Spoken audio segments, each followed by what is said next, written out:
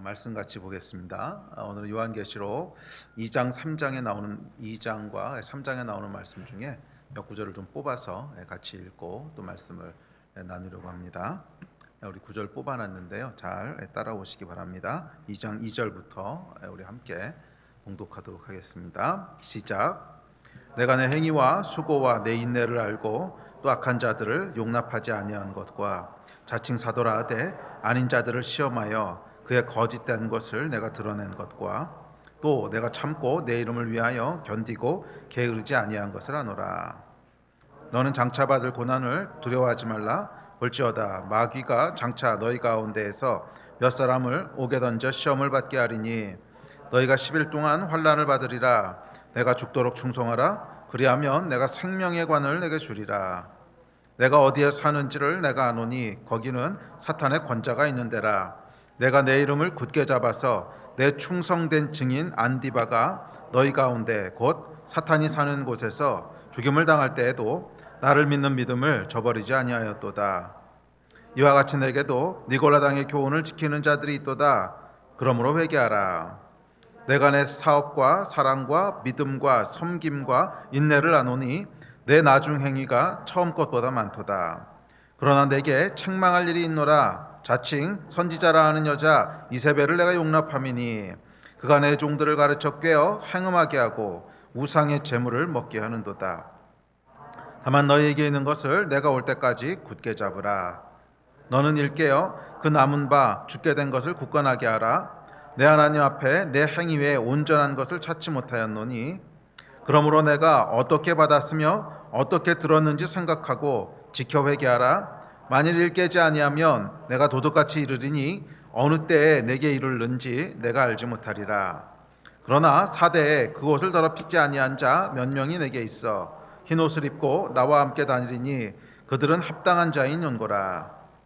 내가 내 행위를 아노니 내가 작은 능력을 가지고서도 내 말을 지키며 내 이름을 배반하지 아니하였도다. 내가 나의 인내의 말씀을 지켰은즉 내가 또한 너를 지켜 시험의 때를 면하게 하리니 내가 속히 오리니 내가 가진 것을 굳게 잡아 아무도 내 면류관을 빼앗지 못하게 하라. 내가 이같이 미지근하여 뜨겁지도 아니하고 차지도 아니하니 내 입에서 너를 토하여 버리리라. 내가 너를 권하노니 내게서 불러 연단한 금을 사서 부요하게 하고 흰옷을 사서 입어 벌거벗은 수치를 보이지 않게 하고 안약을 사서 눈에 발라 보게 하라. 볼지어다 내가 문 밖에 서서 두드리노니 누구든지 내 음성을 듣고 문을 열면 내가 그에게로 들어가 그와 더불어 먹고 그는 나와 더불어 먹으리라. 아멘. 지난주까지 저희가 요한계시록에 나오는 7교회에 대해서 살펴봤습니다. 7교회들은 각각의 특징들이 있고 또 각각의 교회들에게 주신 계시들이 있고 또 각 교회들에게 주시는 권면이 있고 사명이 있고 또 그것을 지켰을 때 주어지는 약속, 상급이 있었습니다. 자, 이 7교회의 이야기는 2000년 전에 소아시아에 존재했던 그 특정 교회들만 의미하는 것이 아니라 모든 시대, 모든 장소, 모든 민족 가운데 위치하는 모든 교회들을 상징적으로 대표하고 있다고 말씀드렸습니다. 그런 의미에서 7교회에게 주시는 메시지는 곧 우리에게 주시는 메시지고 또 7교회에게 주시는 권면은 우리에게 주시는 권면이고 7교회에게 주시는 계시는 우리에게 주신 계시고 약속은 우리에게 주신 약속인 줄 믿습니다. 그래서 우리 지난주까지 7교회에 대해서 이제 한 교회 한 교회 살펴봤고요. 오늘과 다음 주 두 번에 걸쳐서는 7교회에게 주신 메시지를 좀 종합적으로 살펴보면서 오늘 우리에게 주시는 총체적인 메시지가 무엇인지, 교회들에게 주시는 온전한 메시지가 무엇인지 그런 것들을 살펴보려고 합니다. 7교회에 대해서 말씀드릴 때 나눴듯이 7교회에게 주신 명령도 또 약속도 계시도 다 부분적인 것이라 그랬죠. 그래서 어느 한 교회도 온전한 것을 다 담아내는 곳은 없다고 말씀드렸습니다. 그런 의미에서 7교회에게 주신 모든 메시지들을 한꺼번에 모아서 보는 것이 우리에게 필요합니다. 그것이 온전한 그림들을 우리에게 보여줄 것이고 또 하나님께서 우리에게 주시는 말씀이 무엇인지를 그 큰 그림을 볼 수 있게 해줄 것이라고 생각이 돼서 7교회를 그러니까 7교회에 대한 메시지를 다 마치고 다음으로 넘어가기 전에 그 종합적인 메시지들을 모아서 함께 한 두 번 정도 살펴보려고 합니다. 자, 7교회에 주신 이 그 말씀들을 종합해 보면 뭐 여러 가지 말씀들을 하셨습니다. 뭐 계시도 하셨고 여러 가지 말씀들을 하셨는데 그 중에서 특별히 두 가지 관점을 가지고 살펴보려고 하는데, 하나는 교회에게 주신 책임이 있고 두 번째는 교회에게 주신 약속이 있어요.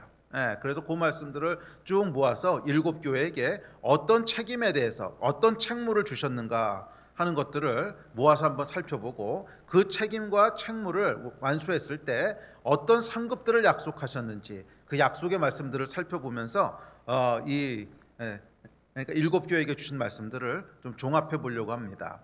그래서 오늘은 그 중에서 저에게 주신 책무에 대한, 책임에 대한 말씀들, 교회라면 이러이런 것을 해라, 너희 교회는 이런 것이 부족하니까 이걸 해라, 너희 교회는 이것을 지켜라, 이렇게 주셨던 권면의 말씀들이 각각의 교회들에 있었죠. 그래서 오늘 읽으셨던 본문을 이걸 어떻게 뽑으신 건가, 무슨 기준을 가지고 뽑으신 걸까 궁금하실 텐데, 기준이 그거예요. 각 교회에게 주신 명령 또는 권면의 말씀들만 쭉 모아서 일곱 교회에게 주신 것을 모아놓은 것입니다. 그래서 하나님께서 인내하라고도 말씀하시고, 또 어떨 땐 죽도록 충성하라고도 말씀하시고, 또 어떨 때는 문을 열라고도 말씀하시고, 또 어떤 곳에서는 차든지 뜨겁든지 하라고 말씀하시고, 그래서 일곱 교회에게 여러 권면의 말씀들 또는 명령의 말씀들을 주셨는데, 그것은 이 땅의 교회들이 하나님 앞에서 지켜야 될 책임이에요. 책무예요. 책무에 대한 말씀이 있고, 또 우리 다음 주에 살펴볼 것은 그 책임을 다했을 때 위로부터 주어지는 상급이 있어요. 약속이 있습니다. 그 약속의 말씀이 무엇인지를 쭉 살펴보면서 저희 가운데 소망이 됐으면 좋겠습니다. 자, 사실은 이 책임이라고 하는 말과 또 은혜라고 하는 말은 좀 모순되어 보이기도 합니다. 사실은 하나님이 행하시는 모든 일들은 하나님의 주권 아래 행하시는 것이고, 하나님이 주대적으로 행하시는 것이고, 우리에게는 은혜지요. 자, 그런데 또 동시에 우리에게 책임이 있다고 하는 것은 무슨 말인가? 그럼 하나님의 은혜면 은혜고 우리의 책임이면 우리의 책임이지, 은혜면서 책임이라고 하는 것은 무슨 말인가? 이 두 개는 사실은 잘 생각해 보면 서로 공존하기 참 힘든 개념이에요. 우리의 책임이라고 하는 것은 우리가 뭔가를 책임지고 행함으로 말미암아 하나님의 상급이 주어진다는 것인데, 그렇다면 이건 은혜는 아니잖아요. 우리가 책무를 다해서 주어지는 상급이지. 근데 또 어떤 곳에서는 전적으로 하나님의 은혜고, 또 하나님께서 주권적으로 행하시는 일이고, 이 말씀을 하신단 말이에요. 그래서 사실은 이 책임이라고 하는 말과 은혜라고 하는 말은 공존하기가 참 어려운 그런 얘기입니다. 그래서 지난 2000년 교회 역사를 보면 이것에 대한 신학적인 논쟁이 오랫동안 계속되어 왔습니다. 오랫동안 신학자들 사이에, 교회 사이에 이 책임에 대한 것 또는 은혜에 대한 것들이 책임과 은혜라는 말씀으로 논쟁이 되기도 했고, 또 어떨 땐 인간의 자유의지와 예정론이라는 마음으로 논의되기도 했고, 근데 전부 다 같은 거죠. 그러니까 하나님이 전적으로 행하시는 주권적인 일이냐, 아니면 인간이 뭔가를 선택할 수 있는 거냐 하는 이 논쟁이 오랫동안 교회에서 논쟁이 되어 왔는데, 결론은 뭐냐면 둘 다 맞다는 거예요. 2000년을 논쟁을 했는데 어느 한쪽을 하나님이 손들어 주시지 않으셨어요. 그리고 성경에 보면 이 두 가지 측면을 다 이야기하고 있다는 거예요. 두 가지 측면을 다 이야기하고 있다는 거예요. 그래서 그래서 사실은 뭐냐면 이 책임이냐 아니면 은혜냐 하는 논쟁은 이성의 범위가 아니라 사실은 계시의 범주라는 거예요. 이성의 범주가 아니라 계시의 범주라는 거예요. 우리 이성으로는 아무리 생각해봐도 이 두 개를 같이 이해할 수 있는 방법이 없어요. 같이 공존시킬 수 있는 방법이 없어요. 이해할 수도 없고 설명할 수도 없어요. 아니, 하나님의 은혜면 은혜고, 또 하나님이 주권적으로 하셨으면, 주권적으로 하셨다는 건 뭐예요? 결국 하나님이 책임을 지신다는 거잖아요. 그런데 또 인간에게 책무를 주신다는 건 무슨 뜻인가? 그러면 그냥 하나님이 다 하시는 거면 우리는 그냥 아멘하고 따라가면 되는 거 아닌가? 그런데 또 인간이 해야 될 책임이 있고 선택해야 될 것이 있다는 건 무슨 말인가? 이건 사실 여러분, 아무리 우리가 머리를 굴리고 이성을 가지고 생각해봐도 사실은 조화시킬 수가 없어요. 사실은 조화시킬 수가 없기 때문에 성경이 뭐라고 얘기하냐면, 이것은 이성으로 이해할 수 있는 범주의 것이 아니고 계시의 영역이라는 거예요. 계시의 영역은 뭐냐면 믿어야 되는 영역이라는 거예요. 이해할 수 있는 영역이 아니라는 거예요. 사실은 하나님은 우리보다 훨씬 크시고 우리의 모든 이성을 초월하신 분이시기 때문에 우리의 이성으로는 같이 조화시킬 수 없는 것이 하나님 차원에서 하실 수 있다는 거예요. 우리의 책임과 우리의 모든 자유의지를 존중하시면서도 하나님의 주권적으로 그 일을 행하실 수 있는 이런 초월적인 능력이 하나님께 있으시다는 거지요. 그래서 그 부분에 대해서는 아무리 하나님께서 우리에게 자세히 말씀을 해주고 설명을 해주셔도 우리의 3차원 세계 안에 갇혀있는 크로노스 시공간 안에 살고 있는 우리로서는 이해할 수 있는 범위의 것이 아니라는 거예요. 그래서 그것은 뭐냐 하면 믿음으로 그냥 받아들여야 되는 거예요. 믿음으로 하나님께서는 이 두 가지를 동시에 하라고 하셨구나. 믿음으로 하나님께서 우리에게 책무를 주시면서 동시에 믿음으로 하나님께서 모든 것을 주관하시고 은혜로 이 땅을 살아가도록 하셨구나 하는 두 가지가 계시의 영역으로 우리에게 주어지고 있습니다. 자, 그래서 이것은 우리가 이해할 수 있는 영역이 아니고 계시의 영역이라고 하는 것을 기억하시고 그렇게 갔으면 좋겠습니다.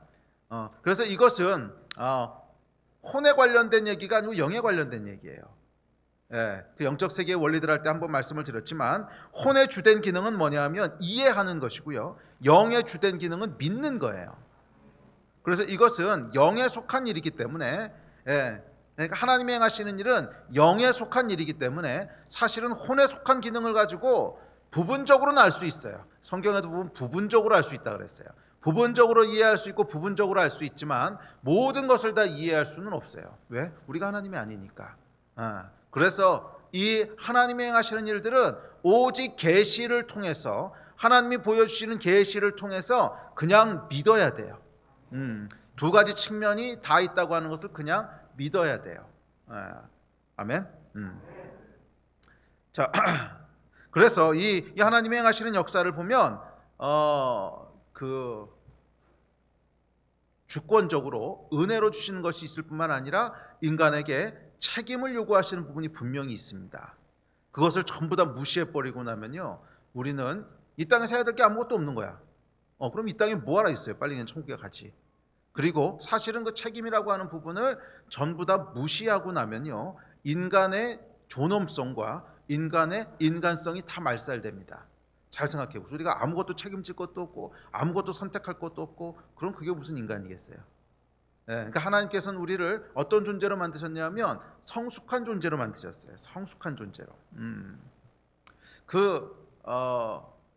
하나님이 창조하신 인간은요, 성숙한 인간이 되기를 원하시는데, 성숙한 인간이 어떤 인간인가 생각해 보면 책임질 줄 아는 사람이 성숙한 사람이에요. 미성숙한 사람은 어떤 사람이냐면 책임지지 않는 사람이 미성숙한 사람이에요. 그렇죠? 막 뭔가 말을 해놓고 막 뭔가 약속을 했는데 하나도 책임지지 않아. 그럼 그 사람은 어떤 사람? 미성숙한 사람이죠. 그래서 주로 아이들 보면 책임을 안 지죠. 그냥 깐난아기는 응애하고 울고 집안에다가 뭐 무너뜨리고 다니고 흘리고 다니고 그래도 아무런 책임을 지지 않습니다. 왜 그렇죠? 미성숙한 아이니까. 그러나 어른은 그렇지 않죠. 어른은 어때요? 자기가 한 일, 자기가 한 말에 대해서, 자기가 한 선택에 대해서 책임을 집니다. 그래서 책임을 지는 존재가 성숙한 존재예요. 하나님은 어떤 분이시냐면 책임을 지시는 분이세요. 하나님은 책임질 줄 아는 분이세요. 하나님은 존귀하시고 성숙하신 분이세요. 그래서 여러분, 책임지지 않는 인간에 대해서 한번 생각해 보세요. 아무런 책임을 지지 않는다. 그럼 여러분, 그런 사람 옆에 있는 사람은요, 겁나게 짜증나지 않겠습니까? 아무것도 책임지지 않는 사람, 그 옆에 있는 사람은 정말 고통스럽고요, 정말 짜증나고 정말 보기 싫고, 아이고 어떻게든지 쟤하고 좀 멀어졌으면 좋겠고, 그러지 않겠어요? 하나님께서 그런 인간을 창조하신 게 아니라는 거예요. 하나님께서 창조하신 인간은 같이 있으면 너무 좋고 아름답고 그 사람과 같이 있는 것만으로도 행복하고 와 보고 있으면 감동이 되고 그런 존귀한 존재로 하나님 만드셨지, 그 옆에 같이 있으면 짜증나고 저 인간은 왜 저래 뭐 이렇게 만드신 게 아니란 말이에요. 자, 그러면 어떤 인간을 만드신 거예요? 책임질 줄 아는 인간을 만드신 거예요. 그래서 영적으로 성숙해 간다고 하는 것은 사실은 그 한 면은 뭐냐면 책임질 줄 아는 존재로 자라난다는 거예요. 책임질 줄 아는 존재로 자라나는 것이 영적으로 성숙해 가는 것입니다. 왜? 영적인 성숙이라고 하는 것은 하나님을 닮아가는 거잖아요. 예수 그리스도를 닮아가는 것이 영적인 성숙인데 예수님께서는 책임지시는 존재셨어요. 심지어 자기가 저지른 일이 아니신데도 불구하고 인류의 모든 죄를 책임지시기 위해서 십자가에 달리셨어요. 그래서 우리가 예수 그리스도를 존경하고 그분을 경외하고 가치 있는 것을 좋아하고 사랑하고 그런 거 아닙니까? 책임지시는 존재니까. 예수님께서 아무런 책임을 안 지셔.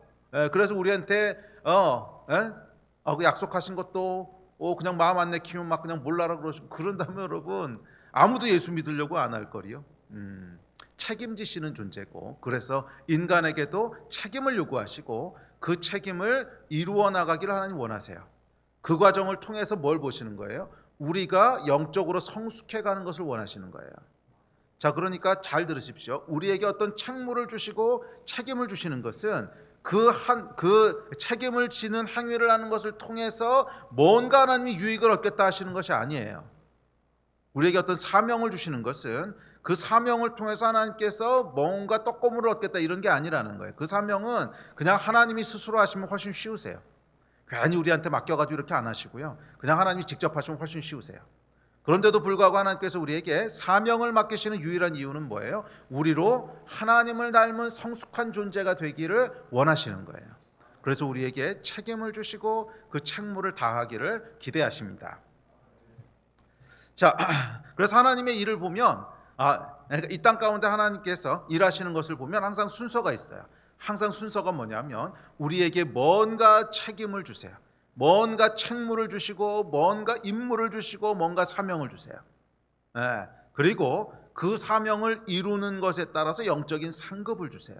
그것이 계시록에 약속했던 7 교회들에게 동일하게 약속했던 패턴이에요. 너희는 이렇게 해라. 끝까지 견디라. 죽도록 충성해라. 차든지 덮든지 해라. 회개해라. 뭔가 책무를 주시고 이기는 자에게는 그러면서 그 다음에 상급을 쫙 약속하십니다. 그래서 이것이 하나님 역사하시는 방식이에요. 우리에게 책무를 주시고 그 다음에 거기에 대한 상급을 약속하십니다.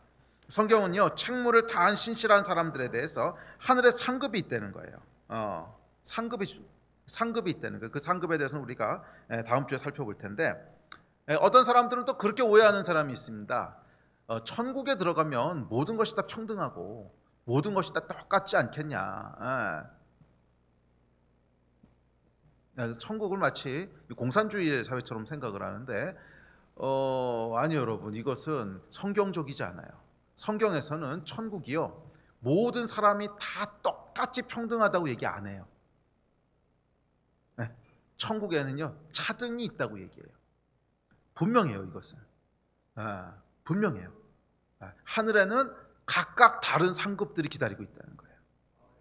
천국에 대해서 약속한 것 중에 천국은 눈물이 없고 슬픔도 없고 억울함도 없고 질투도 없고 그건 맞아요. 그건 맞는데 그렇다고 해서 다 똑같은 건 아니에요. 우리는 타락한 세상을 살기 때문에 질투도 없고 눈물도 없고 억울함도 없으려면 아무런 차별도 없어야만 그렇게 된다고 생각을 해요. 근데 왜 꼭 아무 차등이 없어야만 질투도 없고 그게 없다고 생각을 하죠? 그거는 타락한 인간의 생각이에요. 잘 생각해 보세요 여러분. 가정에서 말이에요 엄마가 아이가 있는데 자녀들이 있는데 엄마는요 여러 가지 사정 때문에 공부를 많이 못했어요. 그래서 초등학교밖에 못 나왔어. 그런데 아들이 대학을 나왔어요. 차등이 있잖아요. 지식에도 차등이 있고 그렇게 해서 이제 나가서 직장을 잡는다고 해도 아들이 더 좋은 직장을 잡고 많이 벌겠죠. 그럼 엄마가요 질투할까요? 억울해할까요? 아니잖아요. 분명히 차등이 있는데 질투하지도 않고 억울해하지도 않고 슬퍼하지도 않잖아요. 자, 그러니까 우리가 눈물도 없고 고통도 없고 또 억울함도 없고 질투도 없으려면 다 똑같아야 돼라고 하는 생각이 얼마나 잘못된 생각인가 생각해 보세요. 그렇게 안 되는 예들이 있잖아요. 이 땅에서도 안 되는 예가 있잖아요. 가정 안에만 들어와도 이게 성립 안 하잖아요. 왜 그럴까요? 인간이 죄인이기 때문에 그런 거예요. 하나님의 완전한 사랑이 역사하는 곳에서는 다 같이 똑같이 않아도 모든 사람이 평등하지 않아도 그 안에 질투도 없고 그 안에 고통도 없고 그럴 수 있다는 거예요. 자기가 하나님의 나라는 우리가 생각하는 것처럼 어땠든지 간에 모든 사람이 다 똑같은 것을 누리는 그런 나라가 아니에요. 분명히 차등이 있다고 얘기를 합니다. 예. 그래서 바울은 성경에서 이렇게 얘기합니다. 우리 고린도전서입니다. 시작.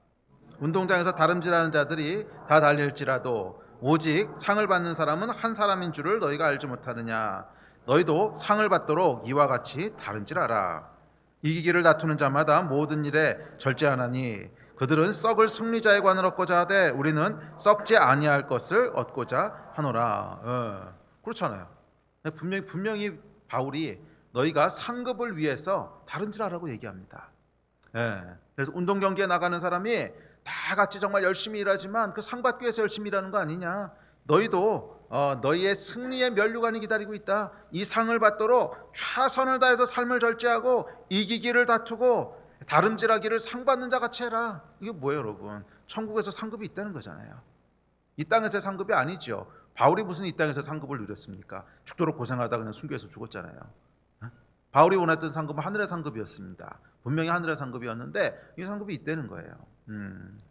그래서 이 천국에 대해서 여러분 오해하시면 안 됩니다. 모든 것이 만약에 평등하게 주어지는, 구원에는 차별이 없어요. 구원에는, 천국에 들어가는 구원에는 아무 차별과 차등이 없지만 그 천국에서 우리가 어떤 영적인 권위를 누릴 것이고 그 천국에서 어떤 수준의 삶을 살 것인가, 그 수준이라고 하는 것이 조금 오해가 될 수도 있는데 약간 물질적인 수준에 대한 얘기는 아닐 거예요. 그래도 천국에서 살아가는 삶의 모양들은 우리가 이 땅에서 어떤 삶을 살았냐에 따라서 다르게 주어질 거예요.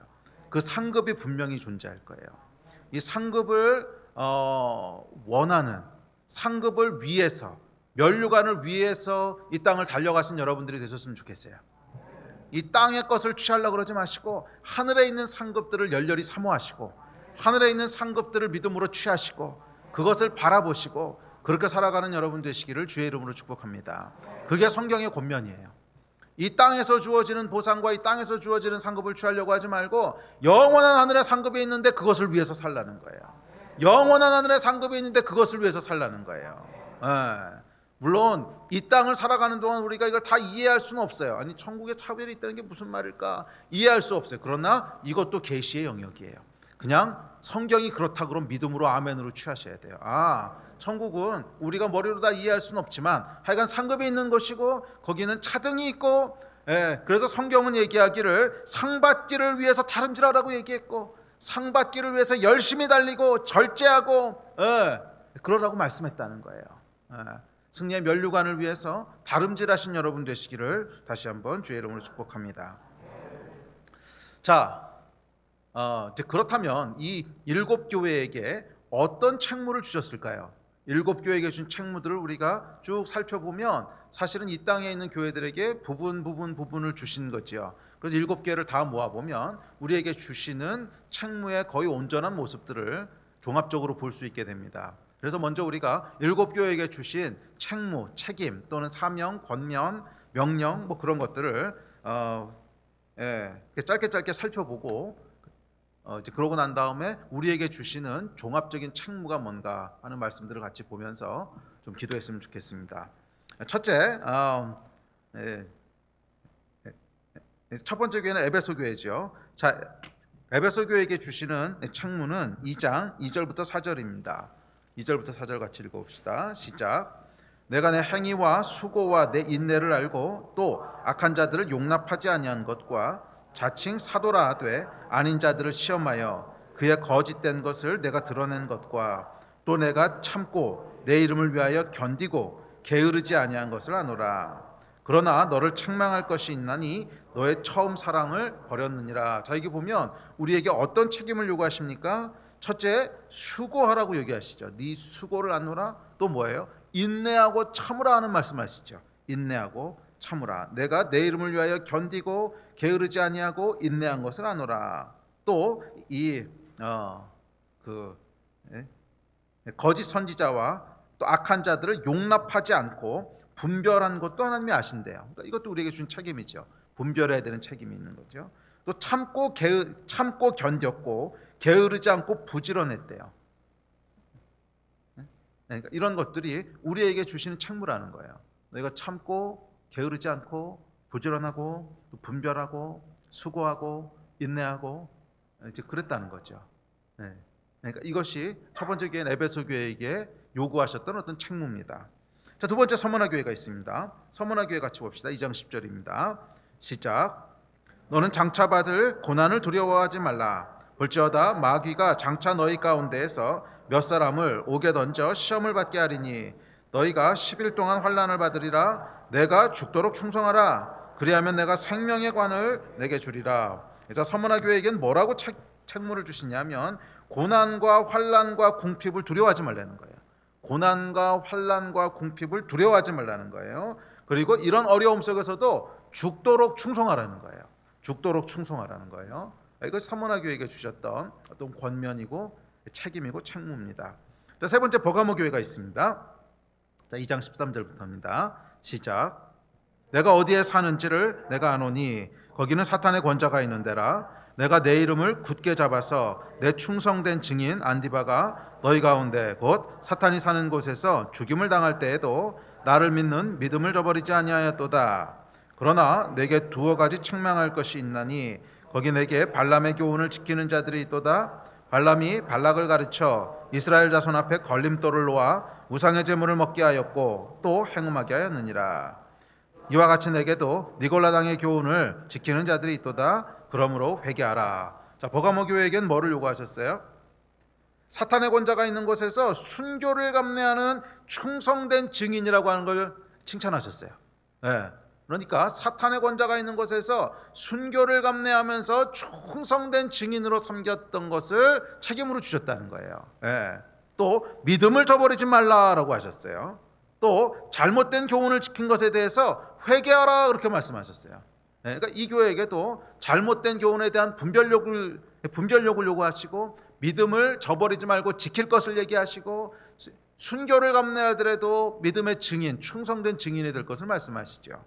네 번째 두아데라 교회가 있습니다. 두아데라 교회 2장 19절부터입니다. 시작. 내가 내 사업과 사랑과 믿음과 섬김과 인내를 아노니 내 나중 행위가 처음 것보다 많도다. 그러나 내게 책망할 일이 있노라. 자칭 선지자라 하는 여자 이세벨을 내가 용납함이니 그가 내 종들을 가르쳐 꾀어 행음하게 하고 우상의 제물을 먹게 하는도다.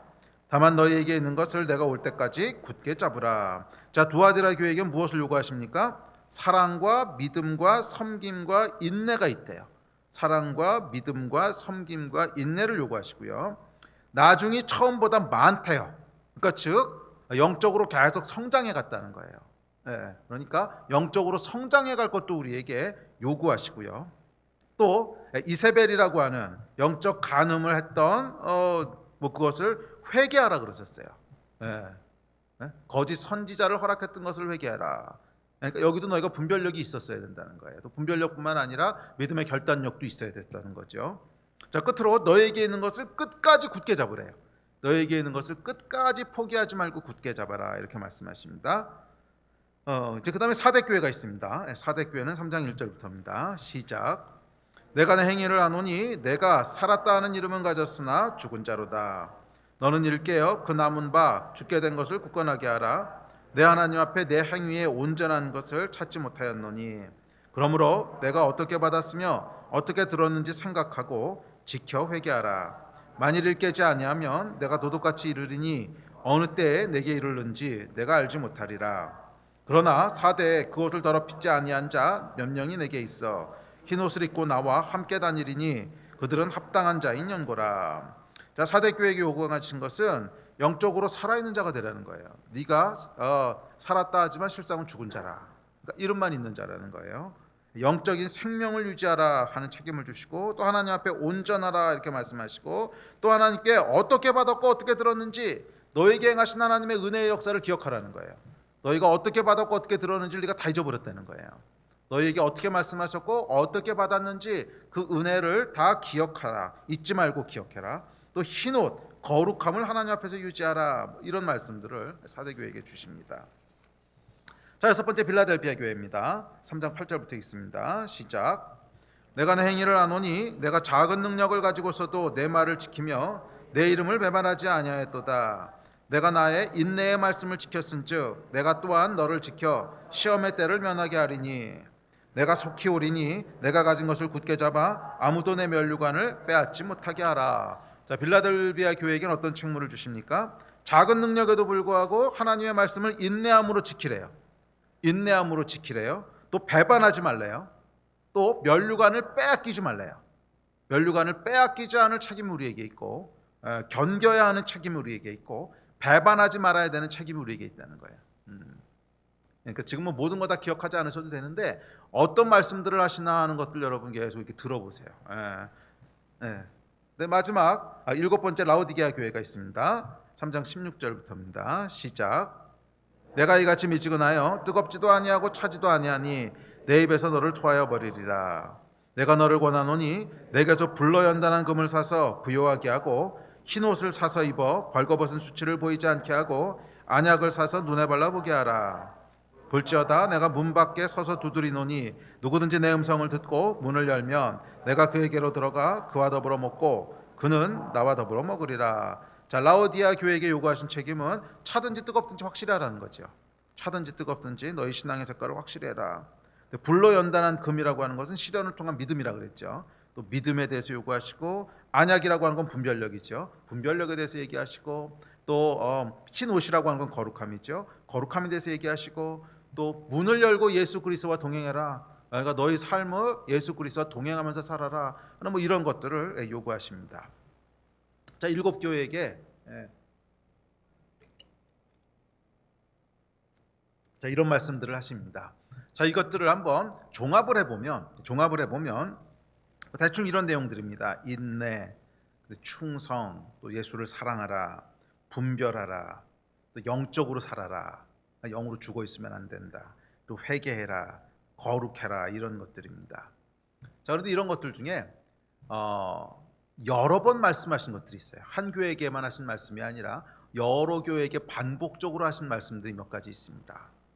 그 말씀들을 한 서너 가지 뽑아서 살펴보면서 이것만은 우리 삶 가운데 꼭 지켰으면 좋겠어요. 자, 첫 번째로 가장 많이 말씀하신 게 여러분 뭔지 아세요? 그러니까 7교회에게 쭉 표현은 조금씩 다를 수 있어요. 표현은 뭐 견뎌라 이렇게 말씀하시기도 하시고 어떨 땐 배반하지 마라 이렇게 말씀하시기도 하는데 표현은 여러 가지인데 결국 내용은 같은 내용인데 가장 반복적으로 말씀하신 건지 뭔지 아세요? 인내하라는 거예요. 인내하라. 7교회에게 하신 말씀 중에 제일 많이 하신 말씀이 인내하라 또는 충성하라. 인내, 충성 뭐 비슷한 단어인데 이게 인내하라, 충성하라 이게 제일 많이 하신 말씀이세요. 그래서 하나님께서 믿는 자들에게 요구하시는 책무는 인내하는 거예요. 충성된 거예요. 인내하고 충성은 꼭 같은 단어는 아닌데 하여간 비슷한 어떤 요소를 우리에게 얘기하고 있습니다. 인내하라는 거예요. 자, 또 인내하고 충성은 비슷한데 좀 차이가 있는데 인내는 포기하지 않는 것을 조금 더 강조하는 거예요. 그러니까 인내는 포기하지 않는 거예요. 믿음의 삶을 살아가는 가운데 하나님께서 우리에게 주신 책임이 있는데 뭐냐면 믿음의 삶은 포기하면 안 된다는 거예요. 믿음의 삶은 포기하면 안 된다는 거예요. 그래서 우리가 신앙생활할 때 제일 많이 받는 공격, 제일 많이 받는 유혹 중에 하나가 사실은 포기하고 싶은 거 아닙니까? 사실은 포기하고 싶은 거예요. 여러 가지를 포기하고 싶어요. 하나님의 말씀을 지키는 것도 어떨 땐 포기하고 싶어하고 나만 꼭 이렇게 살아야 되나 하는 것도 포기하고 싶고 또 어떨 때 하나님께서 사명을 주셨는데 아무리 기도해도 변화가 일어나는 것 같지 않아? 그러면 지치다 기다리다 지쳐가지고 이젠 포기하고 싶다 이런 마음이 들 때도 있고 또 유혹이 올 때도 있어요. 아니 너만 왜 그렇게 바보같이 그러고 있냐? 아무도 그렇게 안 하는데 그래서 포기하고 싶기도 하고 또 어떨 때는 핍박이 오기도 해요. 핍박이 오기도 해서 이렇게 버티는 것이 이게 의미가 있을까? 언제까지 버틸 수 있을까? 포기하고 싶기도 하고 하여간 포기하고 싶은 유혹들이 계속 옵니다. 약속이 더디게 이루어지는 것 같을 때, 오랫동안 기도해왔지만 변화가 전혀 없는 것 같을 때, 원수가 흥황하고 의인이 무너져가는 것 같을 때, 믿음으로 버텼지만 더 이상 소망이 없어지는 것 같아 보일 때 우리 안에 포기하고 싶은 낙심이 올라오기 시작합니다. 하나님 뭐라 그러시냐면 7교회에게 주신 제일 많은 메시지가 뭐냐면 견디라는 거예요. 인내하라는 거예요. 포기하지 말라는 거예요. 그게 가장 많이 주셨던 메시지예요. 기억하십시오, 여러분. 하나님이 저와 여러분에게 주시는 가장 중요한 메시지는 포기하지 말라는 거예요. 하나님께서 명령하셨고 하나님께서 약속하셨으면 절대로 포기하지 말라는 거예요. 하나님이 하신 말씀을 절대로 타협하지 말라는 거예요. 그 말씀을 붙잡고 있는 것을 절대로 놓지 말라는 거예요. 말씀을 지키라, 말씀을 견디라, 포기하지 말라, 면류관을 빼앗지 못하게 하라. 계속 반복적으로 말씀하신 것이 지키라는 거예요. 포기하지 말라는 거예요. 왜냐하면 여러분,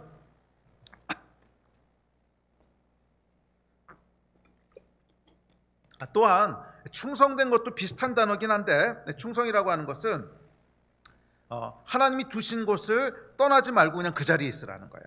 하나님이 뭐라고 말씀하셨으면 이제 딴 데로 가 하기 전까지 그냥 그 자리에 있는 게 충성이에요.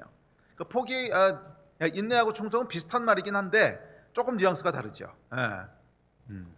그러니까 인내는 하여간 내 안에 주신 하나님의 말씀 또는 하나님이 행하신 어떤 것도 그만두지 말라는 것이고, 충성은 그냥 두셨으면 그 자리에 계속 있으라는 거예요.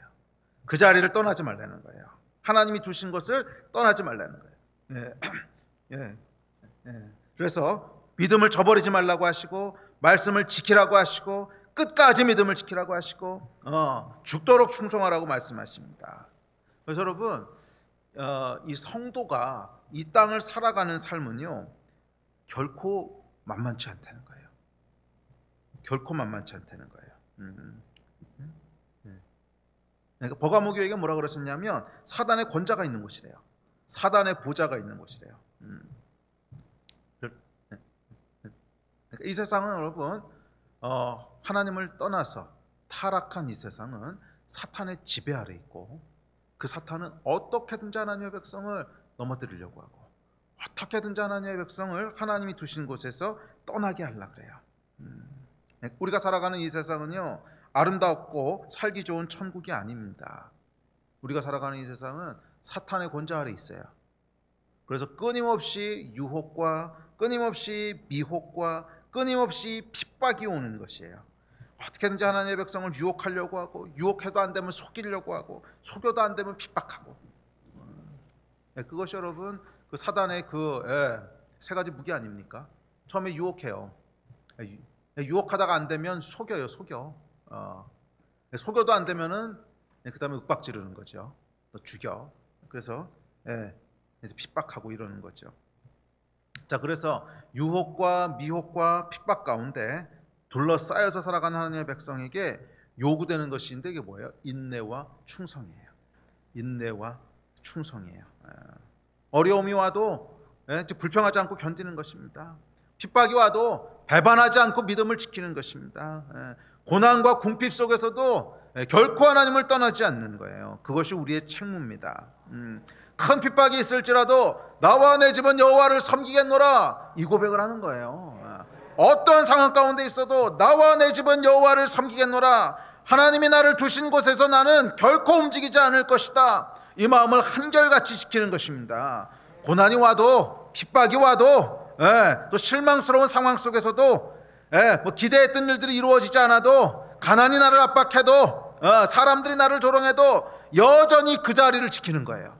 여전히 하나님이 세워두신 자리를 지키는 거예요.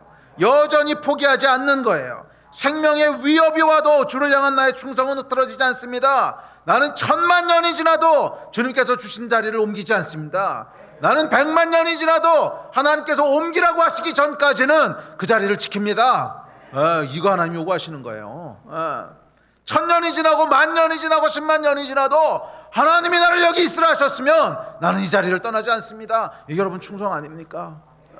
뭐 조금만 좋은 유혹이 오면 후루룩 떠나서 다른 데로 갔다가, 조금만 힘든 것 같으면 어디로 도망갔다가, 아니요, 1000년이 지나고 10,000년이 지나고 적군이 파도처럼 몰려와도 하나님, 나는 주님께서 주신 이 자리를 결단코 옮기지 않습니다. 결단코 떠나지 않습니다. 결단코 포기하지 않습니다. 7교회에게 주셨던 제일 많은 메시지가 뭐냐면 이거라는 거예요. 인내하라, 견디라, 포기하지 말라, 죽도록 충성하라. 예, 예? 비록 너희가 순교하는 일이 있더라도 충성된 증인으로 내 앞에 서 있어라. 계속 우리에게 요구하시는 것이 이거라고 믿습니다. 그리고 어쩌면 지금은 여러분 잘 우리가 영적인 촉을 좀 세우셔야 됩니다. 지난 이제 30년, 40년, 50년 지내왔던 그런 한국의 영적인 기류가요, 지금은 바뀌고 있는 거예요.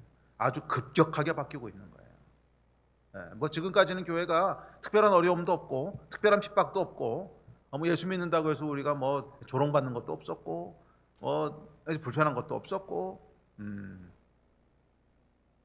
계속 그럴 거라고 생각하십니까?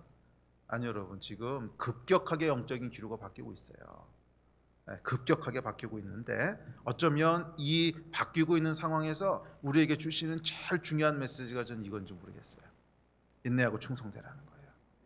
어떤 상황이 와도, 어떤 불이익을 당해도, 어떤 조롱을 받아도, 어떤 오해를 받아도 하나님이 우리를 세워두신 자리에서 한 걸음도 움직이지 않고, 마음도 흔들리지 않고, 믿음도 내려놓지 않고, 우리에게 주신 면류관을 빼앗기지 않고 그 자리를 지켜낼 수 있는가?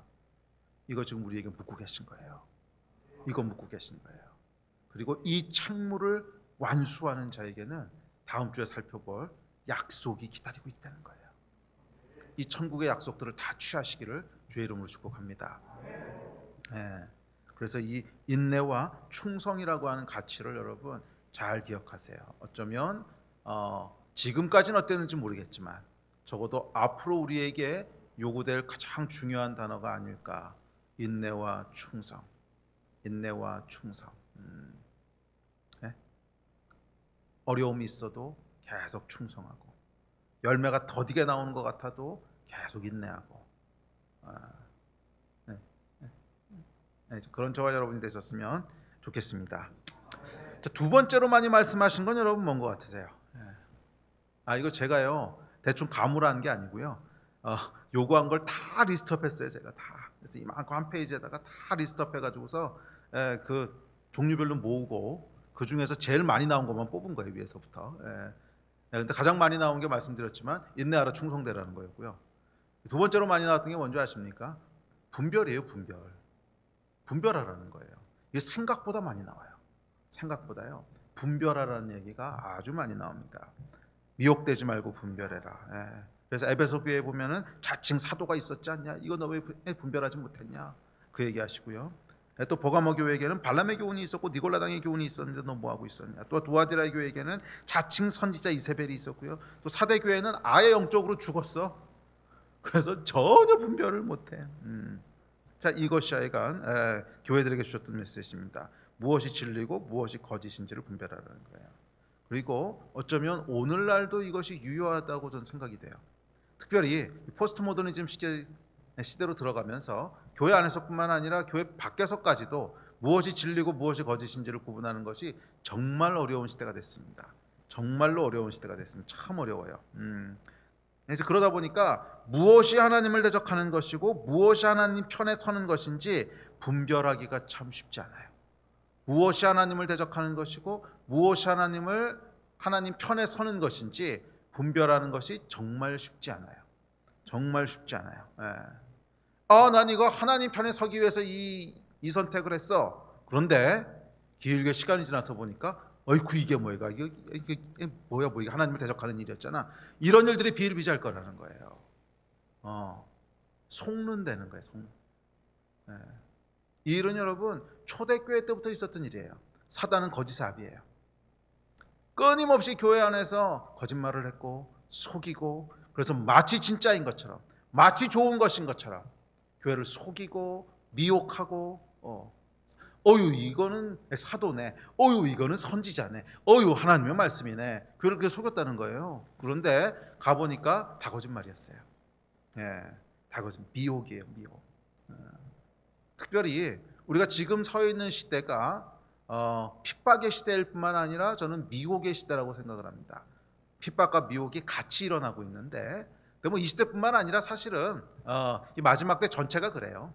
전체가 유혹과 핍박과 유혹과 미혹과 핍박의 시대예요. 유혹과 미혹과 핍박, 이 세 가지가 이제 사단이 하는 일인데, 예. 근데 이 미혹의 시대입니다. 사탄은 할 수만 있다면 믿는 자까지도 속여서 배교하게 하려고 합니다.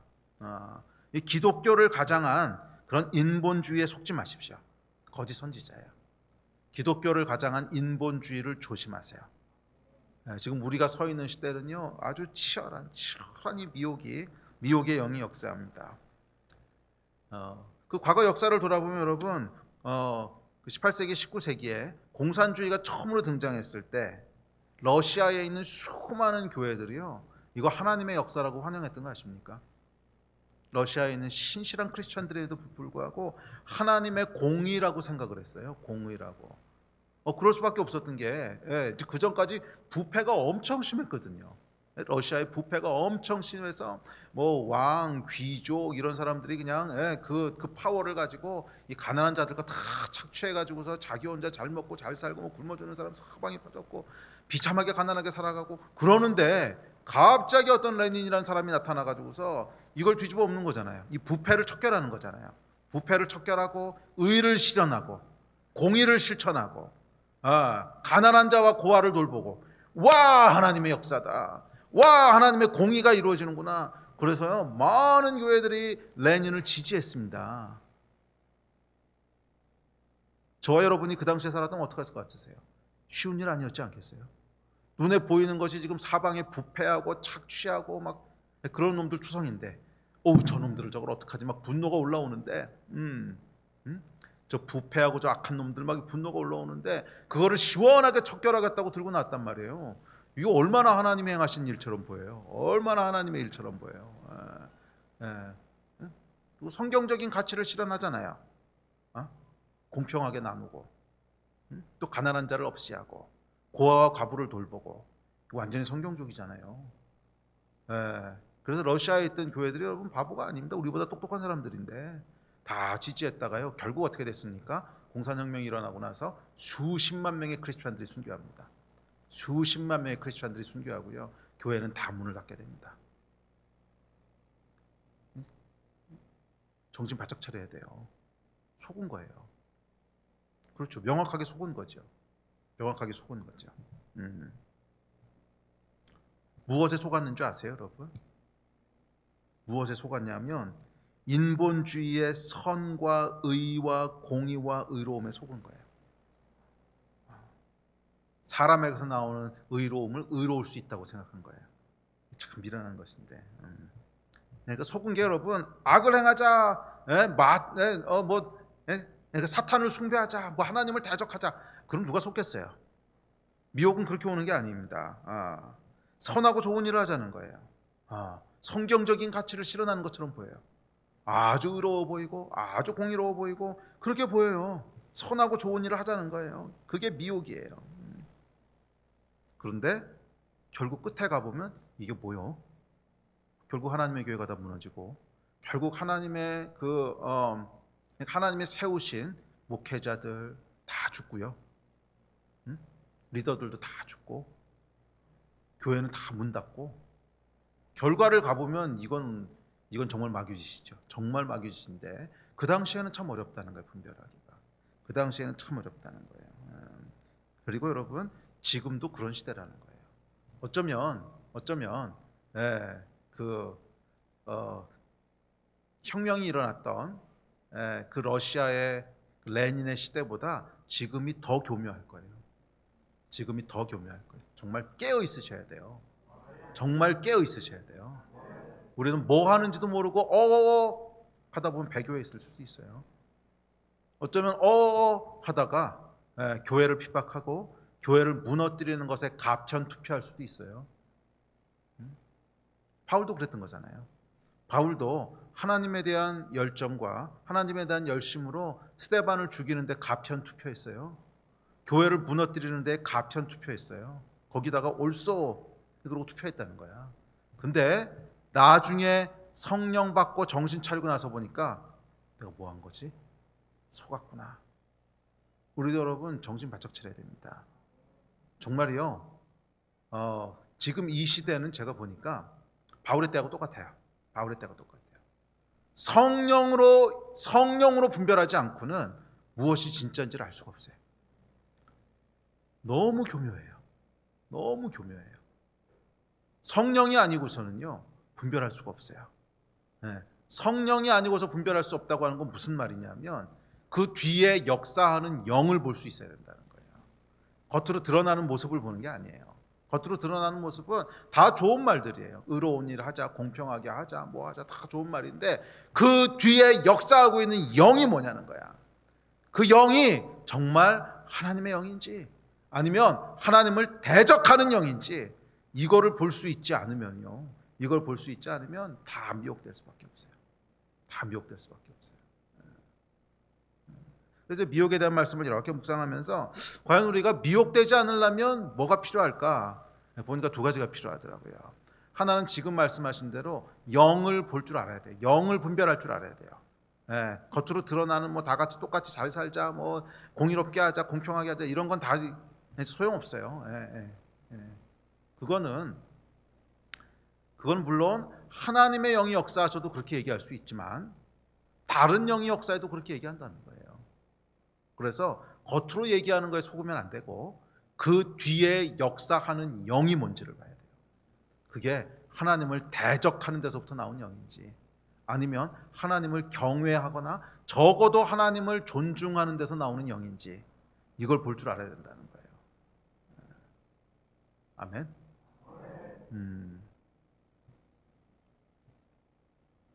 그래서 보니까 첫 번째는 영을 분별할 수 있어야 되고요. 두 번째는 역사를 볼 줄 알아야 돼요. 역사를. 왜 역사를 볼 줄 알아야 되냐면 그 당시에만 딱 있어서는요 잘 몰라요. 그러니까 러시아 얘기도 했잖아요. 그 당시에 살았다면 참 어려웠을 거예요. 이게 과연 하나님을 대적하는 건지 아니면 하나님 편에 서는 건지 참 어려웠을 거예요. 근데 우리가 지나고 나서 쭉 역사를 보니까 아 이거는 아니었구나 이렇게 알잖아요. 그러니까 이 영이라고 하는 것은 반드시 보이는 세계의 실체화가 되도록 되어 있기 때문에 시간이 지나고 나면 실체화돼서 뭔가 결과가 나타난다는 거예요. 그래서 그 당시에는 아무리 분별할 수 없고 이거야 하나님이 하시는 일인지 마귀가 하는 일인지 모르겠어. 그래도 시간이 10년, 50년, 뭐 길게는 뭐 100년, 뭐 그렇게까지 안 가는 것도 1, 2년 뭐 지나면 하나님을 대적하는 영에서부터 나온 것은 결국 하나님을 대적하는 결과가 나타나요. 결국 하나님을 대적하는 결과가 나타나요. 교회를 핍박하고 무너뜨리고 하나님을 대적하고 이게 나타난다는 거예요. 그래서 우리가 역사의식을 가지고 되돌아보면 뒤에서 역사하는 영이 이런 거구나 하는 것을 분별할 수 있는 지혜를 얻을 수 있어요. 그래서 이 두 가지가 참 중요합니다. 우리 자녀들도 마찬가지예요. 결국 역사를 볼 줄 아는 아이들로 키워야 돼요. 안 그러면 굉장히 헷갈릴 거예요. 굉장히 헷갈릴 거예요. 그러나 역사를 볼 줄 아는 사람들은 그 가운데 많은 도움을 얻을 수 있고, 근데 이것만 가지고는 안 돼요. 아까 얘기했지만 가장 중요한 본체는요 영이에요. 영. 성령께서 우리 안에 역사하셔서 그 뒤에 역사하는 영이 뭔지를 볼 줄 알아야 돼요. 근데 사실 여러분 공산주의의 영이라는 게 있단 말이에요. 공산주의의 영은 그 당시에는 분별이 되게 어려웠을 거예요. 이게 공산주의 하자는 건데 그게 뭐 그렇게 나쁜 거 아니잖아요. 처음 공산주의의 영이 그 이제 공산주의가 드러나기 시작했을 때는 그 좋은 건지 나쁜 건지 분별하기가 크리스천 참 어려웠어요. 그런데 지금 100년이 지나고 나니까 이 공산주의 영이라고 하는 것은 결국 하나님을 대적하는 영이구나. 역사를 통해서 우리가 다 안단 말이에요. 그렇다면 공산주의의 영이 역사하고 있으면 거기서 아무리 그렇단 말을 해도 이건 하나님을 대적하는 거예요. 결국 아무리 그럴듯한 말을 해도 역사를 돌아보라고요. 공산주의의 영이라고 하는 것이 기본적으로 갖고 있는 그 파운데이션이 뭔지를 보자는 거죠. 뭐 아무리 말을 이렇게 하고 성경적인 가치를 어떻게 하고 무슨 아무리 그렇게 말을 해도 그 가장 기초에 있는 가치가 뭐냐는 거예요. 결국 하나님을 대적하는 거거든요. 결국 인간의 어떤 그 인간을 하나님으로 생각하는 거거든요. 결국 인간의 이성을 가지고 인간의 의지를 가지고 유토피아를 만들겠다고 하는, 그리고 대놓고 하나님을 부인하는, 그러니까 유물론에서 나온 거잖아요. 결국 유물론에서 나온 하나님을 부인하는 것부터 나온 예. 그러니까 그 뒤에서 역사하는 영이 공산주의 영이면요. 뒤에서 역사하는 영이 공산주의 영이면 겉으로 드러나는 것이 무슨 말을 해도 결국 속으면 안 된다는 거예요. 그건 미혹이에요. 그래도 그게 더 좋을 것 같지 않습니까? 그건 지금은 그렇게 보일 수 있어요. 그러니까 지금 요 시점만 딱 떠서 놓고 보면 맞아요. 분별이 안 돼요. 그런데 시간이 지나 보면 분명히 어떤 결과를 나올 줄 안다는 거예요. 역사를 통해서 본 거죠. 분명히 어떤 결과가 나올 줄 알아요. 공산주의 영은 결국 하나님을 대적하고 사람들을 하나님으로부터 멀어지게 하고 교회를 핍박하고 교회를 무너뜨리고 믿는 자들을 죽여요. 그게 결국 공산주의 영이 나타나게 되는 결과예요. 미혹의 시대라고 하는 걸 기억하세요. 일곱 교회에게 주셨던 두 번째로 많은 메시지가 속지 말라는 거예요. 거짓 사도에게 속지 말고, 거짓 선지자에게 속지 말고, 니골라당의 교훈에게 속지 말고, 속지 말라는 거였어요. 그리고 오늘날 교회에게 주시는 메시지도 동일하다고 믿습니다. 속지 말라는 거예요. 이 미혹의 시대에 깨어 있으라는 거예요. 이 미혹의 시대에 깨어 있으라는 거예요. 그래서 정말로 성령의 충만한 임재 가운데 우리가 하루하루 살아가지 않는 자들은 정말 속기 쉬울 거예요. 한 방에 훅 갈 거예요. 한 방에 훅 갈 거예요. 미혹의 시대에 속지 않는 여러분들 되시기를 주의 이름으로 축복합니다. 자, 그래서 세 번째는 이제 뭐라 그랬냐면, 세 번째로 많이 나오는 것은 영적으로 깨어 있으라는 거예요. 표현은 여러 가지로 나와요. 표현은 여러 가지로 나오는데, 예를 들면 처음에 에베소 교회에게는 첫사랑을 잃어버렸느니라. 이게 뭐예요? 영적인 어떤 감각을 잃어버렸다는 거죠. 첫사랑을 잃어버렸느냐 이렇게 얘기다. 열심히 수고하고 일하지만 전부 다 육신의 일하고 있는 거고, 네가 지금 네 마음은 영적인 것은 멀어져 있다, 이런 말이죠. 또 두아디라 교회에게는 이세벨의 영에 취해 있다 이렇게 얘기하고, 사대 교회에게는 아예 영적으로 죽어 있다 이렇게 얘기합니다. 살았다는 이름만 있을 뿐이다. 그리고 또 사대 교회에게 뭐라고 얘기하십니까? 하나님의 행하신 은혜를 다 잊어버리고 기억하지 못했대요. 또 라오디게아 교회에게는 차지도 않고 뜨겁지도 않고 미지근했대요. 자, 성령께서 교회에게 주시는 세 번째로 많이 하셨던 말씀은 뭐냐면 영적으로 깨어 있으라는 거예요. 육으로 살아가지 말고 영으로 살아가라는 거예요. 육으로 살아가지 말고 영으로 살아가라는 거예요. 차지도 뜨겁지도 않은 미지가 아니라는 거예요. 그래서 이것도 역시 오늘날 이 땅의 교회에게 주시는 아주 정확한 메시지라고 믿습니다. 이것은 뭐 지금 바뀌고 있는 문제가 아니라 지난 20년, 30년 동안 우리가 이미 이것과 많이 이렇게 싸워왔던 거예요. 영이 죽어가고 종교화되고 있는 교회의 모습, 율법화되고 종교화돼가는. 그래서 그 안에 정말 성령께서 역사하시고 정말 우리 안에 영이 살아있고, 그래서 예수 그리스도에 대한 사랑과 예수 그리스도에 대한 열정과 정말 하나님에 대한 감격과 은혜를 기억하면서 나오는 막 이런 자발적인 것과 이렇게 해서 움직이는 것이 아니라 그냥 주일이기 때문에 습관적으로 예배를 드리고, 예배에 참석해서 아무 감동도 없는데 그냥 졸다가 오더라도 난 주일 성수했어. 그래서 그냥 행위가 돼버리고 습관이 돼버리고 안 하면 불안하고, 그렇게 종교화되어버린 교회의 모습. 세 번째로 우리에게 말씀하신 책무는 뭐냐면 이 종교화되어가는 것을 깨라는 거예요. 너희는 영으로 살아야 된다는 거예요. 너희가 마음으로 살아야 된다. 사실은 여러분, 영으로 산다는 것과 마음으로 산다는 것은 굉장히 비슷한 말이에요. 영으로 산다는 건 뭐냐면 우리가 어떤 습관과 율법에서 움직이는 것이 아니라 우리 안에 있는 마음이 예수 그리스도에 대한 감격과 은혜에 대한 감사와 예수에 대한 사랑과 그것에 의해서 움직여지는 게 영으로 움직이는 거예요. 그러니까 영으로 움직인다고 하는 건 뭐 초자연적으로 이렇게 움직인다는 뜻이 아니라, 영으로 움직인다고 하는 것은 성령께서 우리 안에 하나님의 은혜를 잊지 않게 하시고 은혜에 감격하게 하시고 예배 드릴 때마다 눈물이 나게 하시고, 그래서 예수 그리스도에 대한 처음 그 사랑과 나를 구원하신 은혜와 하나님의 행하신 놀라운 역사 때문에 내 안에 마음이 계속 움직여가지고서 그래서 하나님을 섬기게 되는, 이게 영으로 살아가는 거예요. 이게 영으로 교회는 그걸 지켜야 된다는 거예요. 우리가 싸워야 될 영적 싸움은 이거라는 거예요. 마음이 다 식어버렸는데 차지도 않고 뜨겁지도 않은데 습관적으로 하나님의 일을 한다고 교회 다니고 예배드리고, 이거 아니야. 우리가 싸워야 될 영적인 싸움은 우리 안에 영이 역사하나, 영이 깨어있는, 영이 깨어 있는. 그리고 여러분은 어떠십니까? 예. 여러분의 예배는 어떠세요? 정말 영이 깨어 있어서 드리는 예배십니까? 그러신 줄 믿습니다. 그러니까 사인업해서 여기까지 왔겠죠. 정말 뜨거운 사랑과 열정 때문에 예배하십니까? 여러분의 기도와 말씀 생활은 어떠십니까? 그냥 셀에서 하라 그러니까 습관적으로 또는 억지로 행하시는 일입니까? 아니면 그 시간이 기다려지고 그 시간이 정말 꿀송이 같고 막 하루라도 놓치게 되면 너무 아쉽고 그 마음으로 하십니까? 이게 중요한 질문이라는 거예요. 기도와 말씀은 여러분 어떤 마음으로 여러분 삶 가운데 이루어지고 있습니까?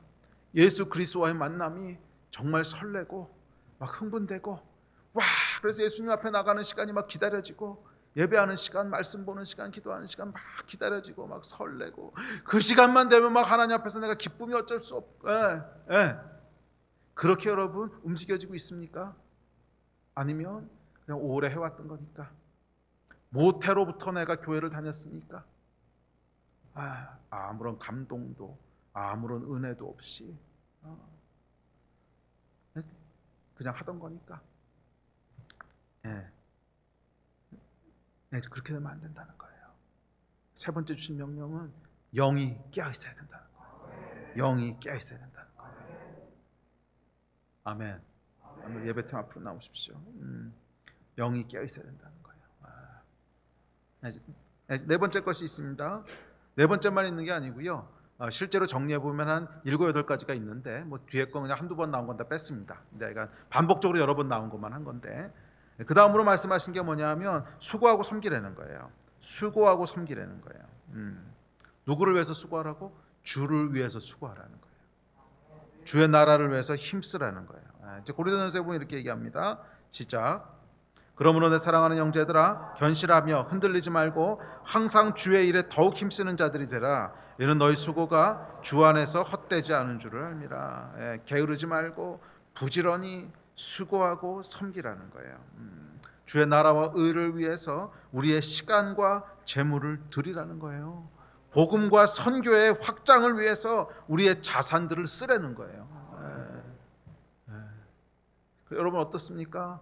여러분의 시간은 또 여러분의 재정은 무엇을 위해 드려지고 있습니까? 정말 하나님 나라의 확장과 선교의 일과 주의 나라를 세우는 그 일에 기꺼이 드려지고 있습니까? 이거 하라는 거예요. 주의 일에 힘쓰라는 거예요. 주의 일에 수고하라는 거예요. 이제 말씀 마무리합시다. 우리 하나님께서는 우리를 책임 있는 존재로 부르셨습니다. 책임이라고 하는 것은 구원의 조건은 아닙니다. 구원은 그냥 무조건적인 은혜입니다. 그러나 이 책임은요, 우리를 성숙한 인간이 되게 하고 성숙한 인간이 되게 함으로 말미암아 하늘에서의 삶의 퀄리티를 결정할 겁니다. 천국에서 내가 어떤 권위와 어떤 영광과 어떤 퀄리티의 삶을 살 건가 하는 것은 이 땅에서 우리가 얼마나 책임 있는 존재로 살았느냐 하는 것에 의해서 결정되는 거예요. 오늘 7교회에게 주셨던 책무들을 우리 기억합시다. 정말 시대가 바뀌고 있는 이 첨예한 때에 인내하고 충성된 저와 여러분이 됐으면 좋겠어요. 포기하지 않고 주님 두신 곳에서 움직이지 않고 어떠한 시련이 와도 어떠한 고난이 와도 어떠한 유혹이 와도 1000만년이 지나도 난 주님 세워두신 곳에서 주님께서 움직여라 하기 전에는 움직이지 않습니다. 충성된 저와 여러분이 됐으면 좋겠어요. 또한 미혹되지 않는 여러분 되셨으면 좋겠어요. 인본주의 영에 속지 마세요. 세상이 얘기하는 인간의 의로움에 속지 마세요. 성령 충만하세요. 성령 여러분 안에 역사하셔야 돼요. 성령이 역사하지 않으시면 인본주의의 영에 다 속을 수밖에 없어요. 제 35년 신앙생활의 결론이에요. 아무리 신실하고 아무리 성실하고 아무리 뭐 어쩐 것 같아도 성령이 그 안에 역사하지 않으면 결국 속아요.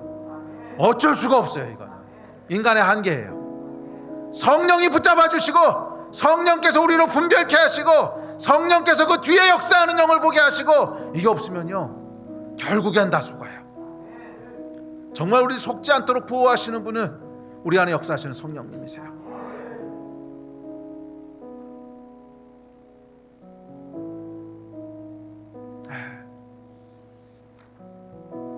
또 영적으로 깨어있는 저와 여러분 되셨으면 좋겠습니다. 종교가 아니라 예수 그리스도와의 살아있는 관계. 우리가 문을 열어서 우리 안에 그분이 들어오셔서 그분이 나와 함께 먹고 그분이 나와 함께 살고 그분이 나와 함께 동행하는 이 영의 비밀을 우리 삶 가운데 누렸으면 좋겠어요. 그래서 가정에 있든 직장에서 일어나든 아니면 뭐 이웃을 만나든 아니면 학교에서 공부를 하든 우리 안에 계신 예수 그리스도, 우리 안에 계신 성령님으로 말미암아 모든 순간순간이 기쁨이 되고 모든 순간순간이 은혜고 감사고 감격이고 기쁨이고 이 영이 역사하는 살아있는 교회가 되기를 예수의 이름으로 축복합니다. 우리 자리에서 일어나서 같이 좀 기도합시다.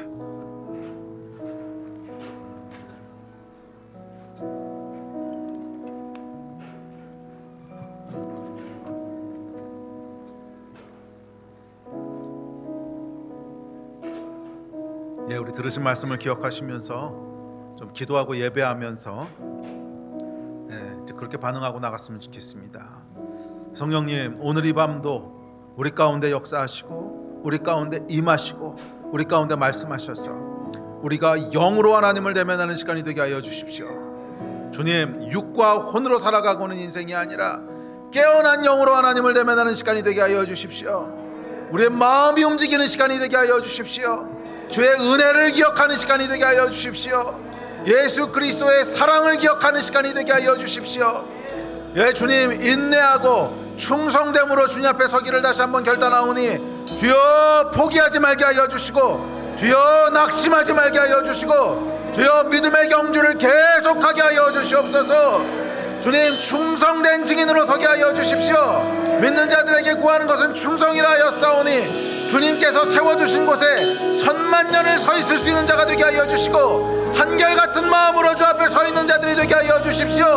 어떠한 파도에도 어떠한 바람에도 움직이지 않고 흔들리지 않는 자들이 되게 하여 주십시오. 오직 예수 그리스도 한 분만을 바라보는 자가 되게 하여 주시고 주님께서 말씀하지 않으시면 두신 곳에서 한 걸음도 움직이지 않겠습니다. 이 믿음의 삶들을 다 살아가게 하여 주십시오.